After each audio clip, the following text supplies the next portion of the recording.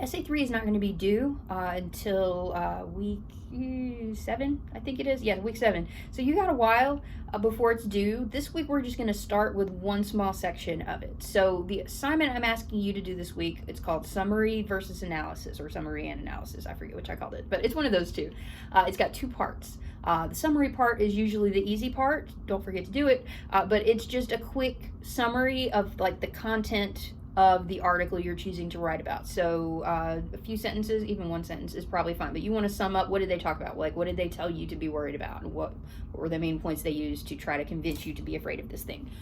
That's the summary. The analysis part is where you are going to pull in evidence about a particular element of believability. So for instance, if you wanted to pick sources, this is going to be a paragraph using that evidence sandwich structure. You want to make sure you go over that part in the learning module for sure before you do this assignment, because you need this information. There's a video that breaks it down. It's not super long, but the gist of it is you kind of go through the steps, and it's sort of like a sandwich. Top slice is introduce the issue. So if you wanted to evaluate sources in the tapeworm article, that would be one of the things that makes this article believable or not believable is how it uses sources. That's your top slice of bread.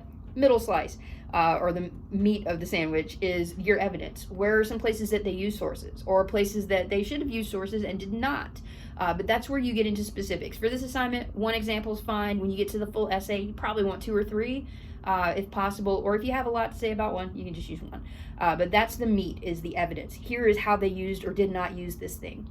Bottom slice is your response. How does this affect whether you believe or do not believe that that article is true? So you go through those steps. This is your practice for the full essay. And so the idea here is that you can take this assignment. I'm going to give you feedback as though you are talking about the article you talk about in this assignment for the full essay. If you decide to change it later, you can do that, but I'm giving you your feedback as though you're going to stick with this topic.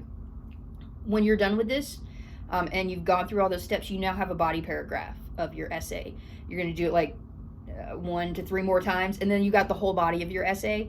The summary is something that can go into your introduction, and we'll talk about thesis statements next week.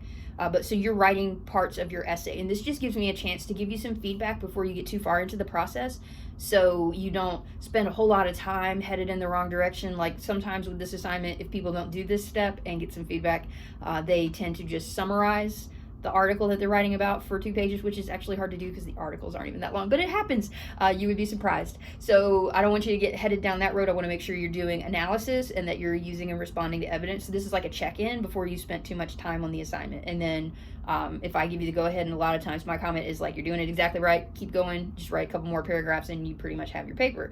If you need to make any adjustments, you need to spend more time on the response, or you need to be more specific in your examples, or whatever it is, I can tell you at this point before you've done the whole paper, so that you can write a really good first draft and really get a pretty solid grade on that first draft. You may not have much to do after the first draft if you do this and you take the feedback into consideration. So that's this assignment, summary versus analysis. Just make sure you turn it in by Sunday night.